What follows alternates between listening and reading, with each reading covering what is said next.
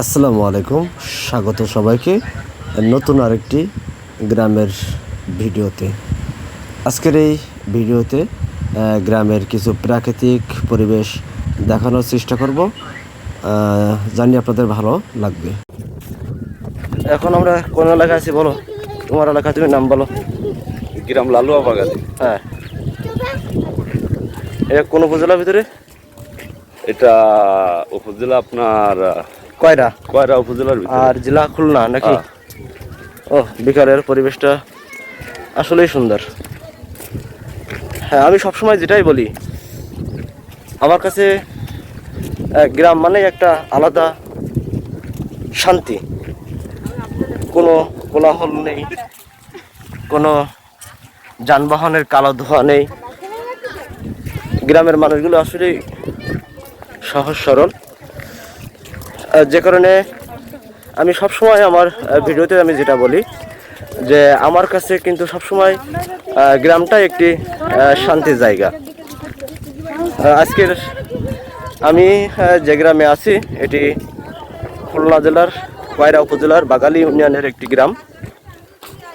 তো এই বিকাল টাইমটা আমরা একটু গ্রামের বিভিন্ন জায়গায় ঘোরার উদ্দেশ্যে বের হয়েছি। সাথে আছে ভাইরা সাদ্দাম হোসেন আর ভাইপোর নাম কি? রাকিব। রাকিব। আর সাথে আমাদের পরিবার আছে ওই যে পিছনে। চলছে আমন ধানের মৌসুম, যে কারণে গ্রামের চারিদিকেই এমন সবুজ ধান ক্ষেত আপনাদের চোখে পড়বে। আমরা আসতেছি জামাইয়ের বাড়ি। হ্যাঁ, এই তো তাও ভিডিও চলছে। আমাদের এই পিছনে আমরা সবাই আছি। সুন্দর একটা বিকাল আমরা উপভোগ করছি। গ্রামে ঐতিহ্যবাহী যে ধান ক্ষেত, এটা দেখাবেন না? দর্শক, আমরা খুলনা জেলার কয়রা উপজেলার বাগালী ইউনিয়নের লালুয়া বাগালী গ্রামের ভিতর দিয়ে লালুয়া বাগালী যে লঞ্চ ঘাটটি রয়েছে, আমরা সেখানে যাচ্ছি। যাওয়ার পথে আমরা যে ইটির ছলিংটা দেখছেন, ইটির ছলিং ধরে আমরা লালুয়া বাগালী যে লঞ্চ ঘাট আছে সেখানে যেয়ে পৌঁছাই।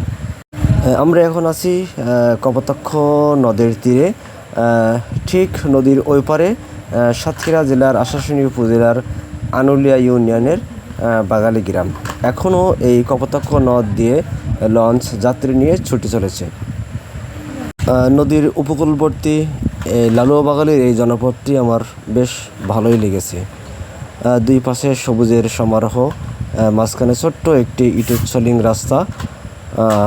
বিকালবেলায় যেহেতু ছাত্রছাত্রী বা যারা মাদ্রাসায় লেখাপড়া করে সবাই বিকালে আসছে এই খেলার মাঠে খেলা করতে, আমিও কিছুক্ষণ এই খেলার মাঠে খেলা উপভোগ করলাম। তো সবাই ভালো থাকবেন, সুস্থ থাকবেন, খোদা হাফেজ।